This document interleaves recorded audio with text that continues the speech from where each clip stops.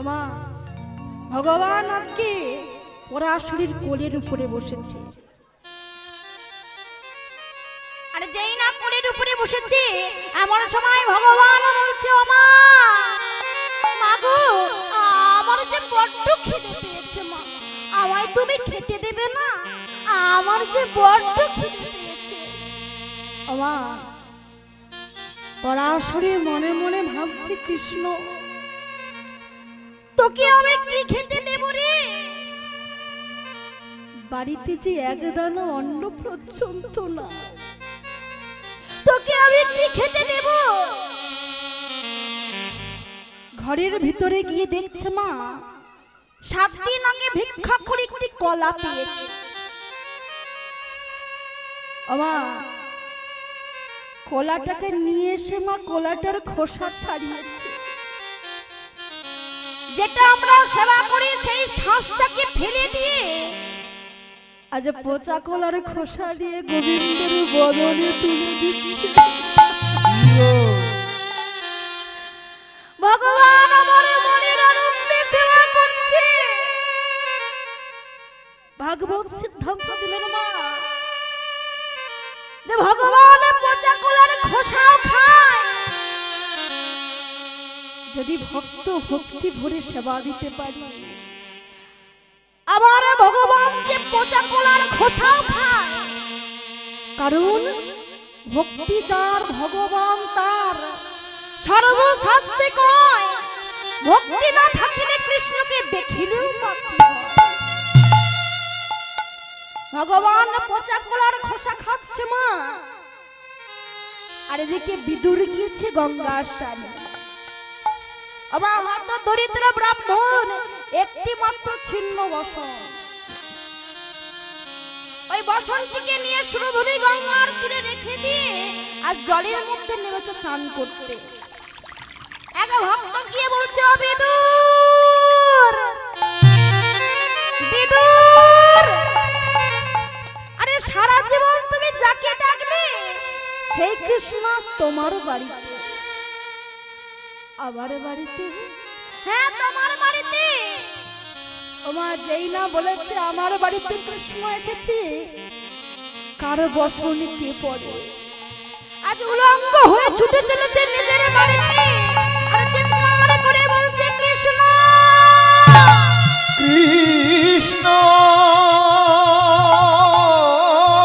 ওরে কৃষ্ণ কৃষ্ণ রে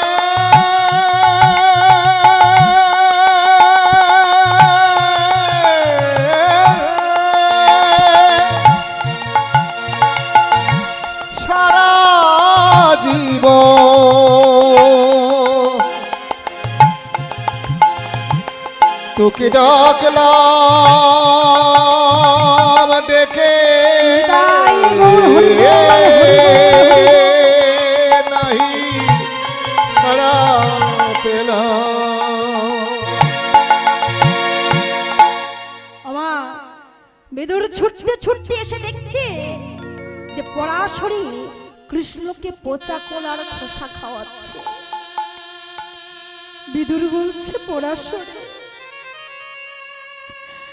তবে কি পাগল হয়ে গেলে? পরাশরী তবে কি কৃষ্ণকে কাছে পেয়ে পাগল হয়ে গেছো? তুমি কৃষ্ণকে পচা কলার খোসা খাওয়াচ্ছ। আমা যাই না বলেছে পচা কলার খোসা খাওয়াচ্ছ, এমন সময় পরাশরী বলছে, স্বামী আমি হয়তো কৃষ্ণকে কাছে পেয়ে পাগল হয়ে গেছি, কিন্তু আমার থেকে বড় পাগল যে তুমি স্বামী। হ্যাঁ তুমি কৃষ্ণের প্রেমে কৃষ্ণের ভালোবাসায় আবদ্ধ হয়ে তুমি উলঙ্গ হয়ে ছুটে চলে এসেছো। আমার থেকে বড় পাগল যে তুমি স্বামী। তুমি ওমা ভগবান ভক্তের এই দশা দেখে আজ ভগবান নিজেই কাঁদছে। কারণ ভক্তি যার ভগবান তার সর্বশাস্তি কয় কৃষ্ণকে দেখিলেও বাকি হয়। ওমা পদ্মাবতী অঝরে নয়নে কাঁদছে আর বলছে, হে দয়াময়, আর কবে তোমার করুণা হবে, কবে তোমার কৃপা হবে, কবে আমি একটি সন্তান পাবো যে আমাকে মা মা বলে ডাকবে। বলো না দয়াময়, আরে কবে সেই দিন হবে? আবার দেখতে দেখতে কিছুদিন পার হয়ে গেল। একদিন পদ্মাবতী জলের কলসি নিয়ে চলেছে ওই সুরধনী গঙ্গায় জল আনতে।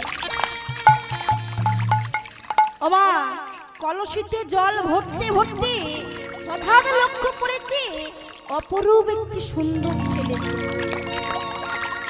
যাকে দেখলে চোখ ফেরানো যায় না। তিনি আর অন্য কেউ নয় মা, তিনি হলেন শচীর নন্দন গৌর। আজ গৌর হরিকে দেখে পদ্মাবতী মনে মনে ভাবছি, ওই ছেলেটা যদি আমার ছেলে হতো, আমাকে যদি একবার মা বলে ডাকতো, আমার বুকের স্নেহ মায়া মমতা দিয়ে ওকে একটু একটু করে বড় করে তুলতাম। আমা পদ্মাবতী মনে মনে বাসনা করছে, আর ভগবান বলছে, মাগো আমাকে যে যেমন ভাবে চায় আমি তাকে যে তেমন ভাবে ধরা দিই। কেউ যদি আমাকে পুত্র রূপে ডাকে আমি পুত্র রূপে ধরা দিই, কেউ যদি আমাকে সখা রূপে ডাকে আমি সখা রূপে ধরা দিই। কারণ ভগবান যে নিজের মুখেই বলছেন, ভক্তই আমার মাতা পিতা, ভক্তই আমার গুরু, ভক্তই আমার নাম রেখেছে বাঞ্ছা কল্প। ওমা পদ্মাবতী এই মনের বাসনা নিয়ে বাড়ি ফিরে এসেছে। বাড়ি ফিরে এসে মনে মনে ভাবছে যে কখন আমার স্বামী আসবে, আর কখন আমার মনের বাসনা আমার স্বামীকে জানাবো। ওমা দেখতে দেখতে এমন সময় বাসুদত্ত বাড়ি ফিরে এসেছে। আর যেই না বাড়ি ফিরে এসেছে এমন সময় পদ্মাবতী বলছে, স্বামী ও স্বামী, আমি তো তোমার কাছে কোনোদিন কিছু চাইনি, আজ তোমার কাছে একটা জিনিস চাইবো, তুমি আমাকে দেবে? বলো পদ্মা, বলো তুমি কি চাও? জানো স্বামী, আমি যখন এই সুরধনী গঙ্গায় জল আনতে গিয়েছিলাম, দেখলাম অপরূপ একটি সুন্দর ছেলে, যাকে দেখলে চোখ ফেরানো যায় না। দাও না স্বামী, দাও না, একটিবার ওই সন্তানকে আমার কোলে তুলে দাও না, দাও না স্বামী, না পদ্মা। কিছুতে হতে পারে না, কিছুতেই হতে পারে না পদ্মা, সে যে কোনো এক মায়ের সন্তান, আমি কেমন করে এক মুখে কাঁদি আর এক বউয়ের মুখে হাসি মনেব না। ও তবে তুমি আমার কোলে কোনো সন্তান তুলে দেবে না, তাই তো? তবে তুমিও শুনে রাখো স্বামী, আগামীকাল সন্ধ্যার মধ্যে যদি তুমি আমার কোলে একটি সন্তান তুলে দিতে না পারো, এ জীবন আমি আর রাখবো না। ওই সুরধনী গঙ্গার জলে আমার প্রাণ বিসর্জন দেব দেব দেব। পদ্মাবতীকে সান্ত্বনা করবার জন্য আজ বাসুদত্ত চলেছে কোথায়? না সুরধনী গঙ্গার। আর সুরধনী গঙ্গার তীরে গিয়ে দেখছি গৌর হরি আমার ভক্ত পারিষদগণকে সঙ্গে নিয়ে হরি নামের খেলায় মেতে উঠেছে। আজ কেমন ভাবে মেতে উঠেছে? লাহোরি লাহোরি লাহোরি লাহোরি লাহোরি লাহোরি লাহোরি কিশোরী নিতাই ডাকিয়া, লাহোরি লাহোরি লাহোরি কিশোরী নিতাই ডাকিয়া, লাহোরে লাহোরে লাহোরে কিশোরী নিতাই ডাকিয়া, নিতাই ডাকে আয় আমারে গৌর ডাকিয়া, আয় আয় নিতাই ডাকে আয় আমাদের গৌর ডাকিয়া, নিতাই ডাকে আয় আমারে গৌর ডাকিয়া, আয় আয় নিতাই ডাকে আয় আমাদের গৌর ডাকিয়া।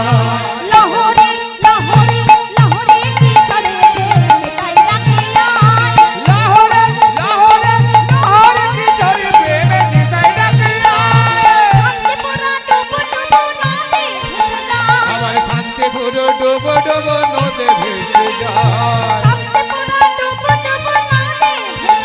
আমার শান্তিপুর ডুবো ডুবো নদে ভেসে যায় লাহোরে লাহোরে লাহোরে কিশোরী প্রেমে নিতাই ডাকে আয় লাহোরে লাহোরে লাহোরে কিশোরী প্রেমে নিতাই ডাকে আয় লাহোরে লাহোরে লাহোরে কিশোরী প্রেমে নিতাই ডাকে আয় লাহোরে লাহোরে লাহোরে কিশোরী প্রেমে নিতাই ডাকে আয় লাহোরে লাহোরে লাহোরে কিশোরী প্রেমে নিতাই ডাকে আয় আমা আজ বাসুদত্ত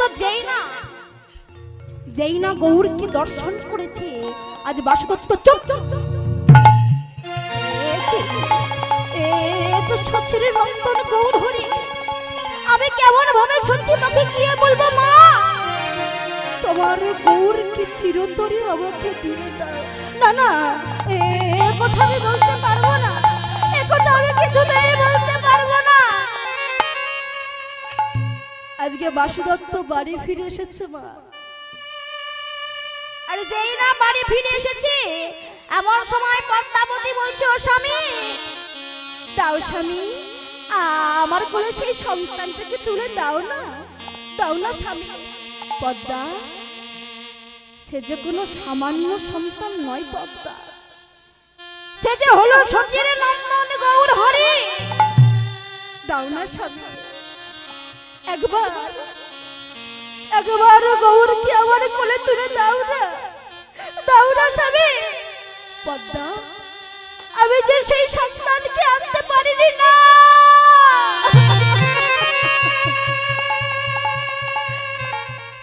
কথা বলো না স্বামী এ কথা তুমি বলো না আজ পদ্মাবতী কাঁদতে কাঁদতে ঘরের ভিতরে গিয়ে দরজাটাকে বন্ধ আর যেই না বন্ধ করে দিয়েছে এমন সময় বাসুদত্ত গিয়ে ডাকছে পদ্মা ও পদ্মা দরজা খোলো পদ্মা একবার তুমি দরজা খোলো আজ পদ্মাবতী কিছুতেই দরজা খুলে না এমন সময় বাসুদত্ত কাঁদতে কাঁদতে ছুটে গিয়ে আজ রাধা মাধবের চরণ দুটোকে জড়িয়ে ধরে বলছে দয়াময় এই কি তোমার লীলা প্রভু এই কি তোমার খেলা বলো দয়াময় এই কি তোমার লীলা এই কি তোমার লীলা প্রভু এই কি তোমার খেলা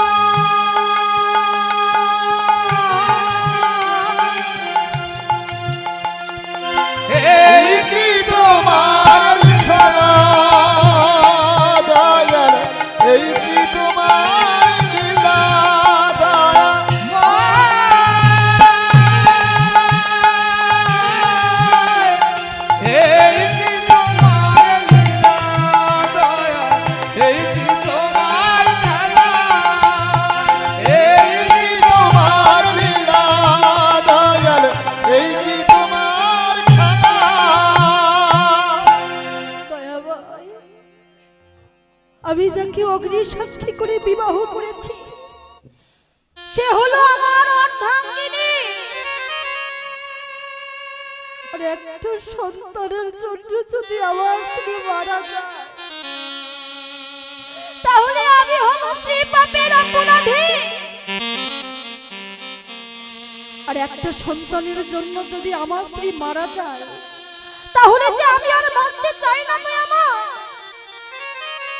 তুমি আমার প্রাণটা কেড়ে নাও, তুমি আমার প্রাণটা কেড়ে নাও দয়াময়। আমি যে আর বাঁচতে চাই না। আজ বাসুদত্ত রাধা মাধবের মন্দির থেকে বাইরে বেরিয়ে এসে আমার পদ্মাবতীকে ডাকছে, পদ্মা দরজা খোলো, ও পদ্মা। ওমা ডাকতে ডাকতে পদ্মাবতী দরজা খুলে বাইরে বেরিয়ে এসেছে। আরে যেই না বাইরে বেরিয়ে এসেছি এমন সময় পদ্মাবতী বলছে, জানো স্বামী, এই পৃথিবীতে কোনো নারী যদি মা না হতে পারে তার থেকে দুঃখ, তার যে ব্যথা,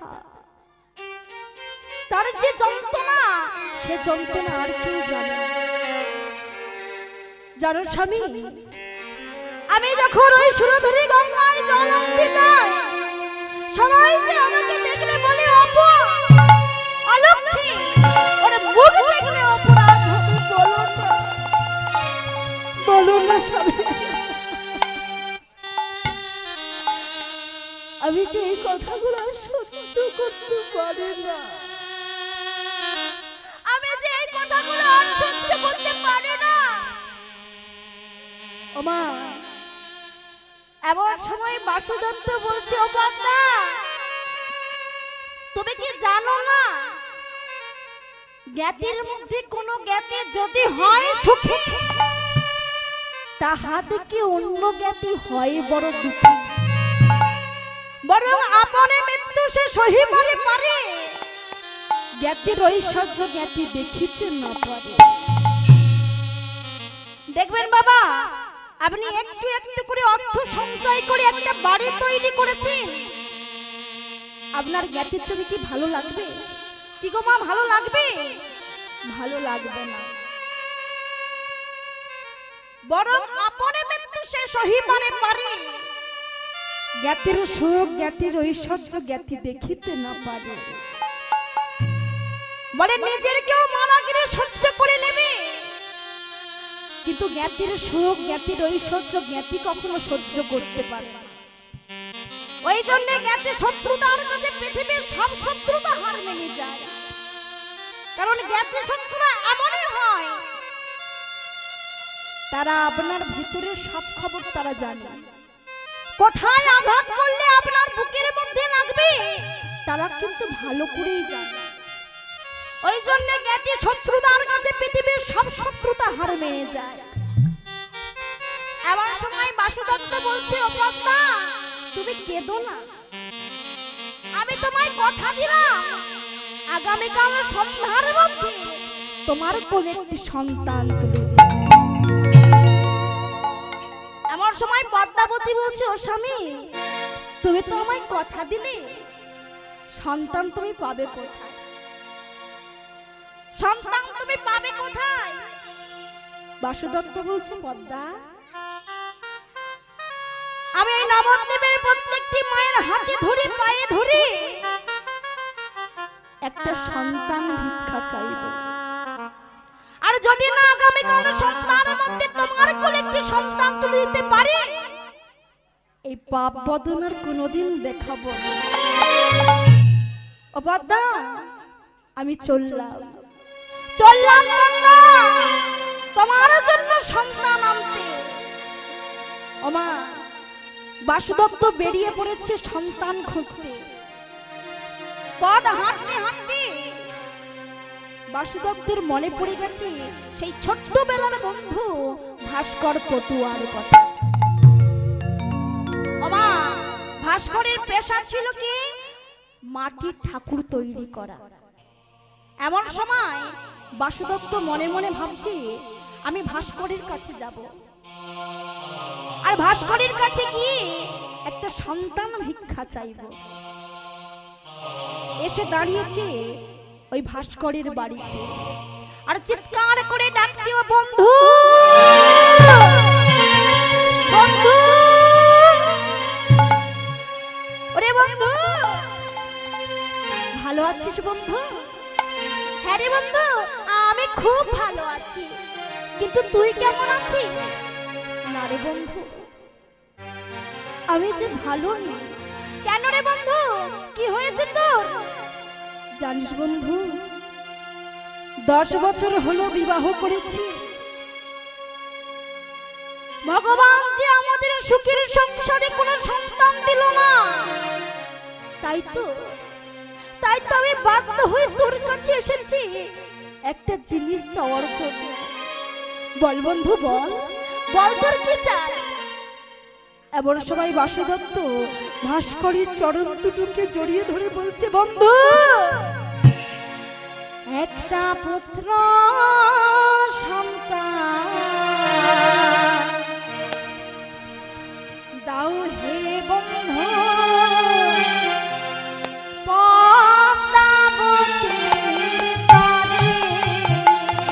একটা পুত্র সন্তান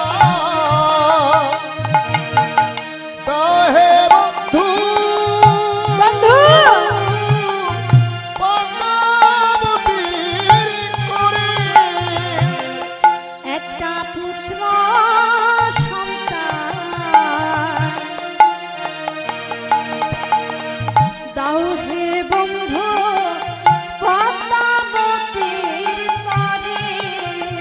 একটা পুত্র সন্তান দাও হে বন্ধু, পদ্মাবতীর তরে। ও সে পুত্র বিনা পদ্মাবতী আছে নয়ন জলে। ও সে পুত্র বিনা পদ্মাবতী আছে নয়নের জলে। সে পুত্র বিনা পদ্মাবতী আছে নয়ন জলে। ও সে পুত্র বিনা পদ্মাবতী আছে নয়ন জলে। একটা পুত্র তাই গো হরি দাও হে বন্ধু, পদ্মাবতীর তরে। একটা পুত্র সন্তান দাও হে বন্ধু, পদ্মাবতীর তরে। ওরে বাসু, সন্তান যে আমি তোকে দিতে পারবো না, আমি তোর ছোটবেলার বন্ধু। আমি যদি তোকে সন্তান দিতে চাই, আমার স্ত্রী যে কখনো চাইবে না। কারণ কি জানিস, এই পৃথিবীতে নারী হলো সর্বশ্রেষ্ঠ। জানিস বন্ধু, একটা মা যখন গর্ভবতী হয়, ডাক্তাররা যখন বলে তোমার আর তোমার সন্তানের মধ্যে যে কোনো একজন বাঁচবে, মা তখন ডাক্তারের হাতে ধরে কেঁদে কেঁদে বলে, ডাক্তার বাবু, ডাক্তার বাবু, আমার সন্তান জন্ম দিতে গিয়ে আমার মৃত্যু হয় হোক, যেন আমার সন্তান ভালো থাকে। এই কথাটা একটা মা ছাড়া কিন্তু কেউ বলতে পারবে না। আর জানিস বাসু, একটা সন্তান যতই চোর হোক, যতই ডাকাত হোক, মা কিন্তু কোনোদিন ভগবানের কাছে বলে না যে কেন কেন আমার সন্তানের মৃত্যু হলো। মা সদাই সর্বদা ভগবানের কাছে বলে, দয়াময়, এই দিন দেখার আগে কেন আমার মৃত্যু হলো না। এই কথাটা মা একটা নারী ছাড়া কেউ বলতে পারবে না। একটা পুরুষ যেটা পারে না সেটা পারে একমাত্র নারী। আমার তাই তো ভোবা পাগলায় পৃথিবীর মায়েদের জন্য একটা সুন্দর গান লিখেছেন। কি লিখছেন তিনি? ও নারী একবার যদি স্বর্গে তলে, ও নারী একবার যদি স্বর্গে তলে, আমার পরে পাতালে পাঠায়। ওই নারীর মন বোঝা বড় দায় গো, নারীর মন বোঝা বড় দায় গো, নারীর মন বোঝা বড় দায়।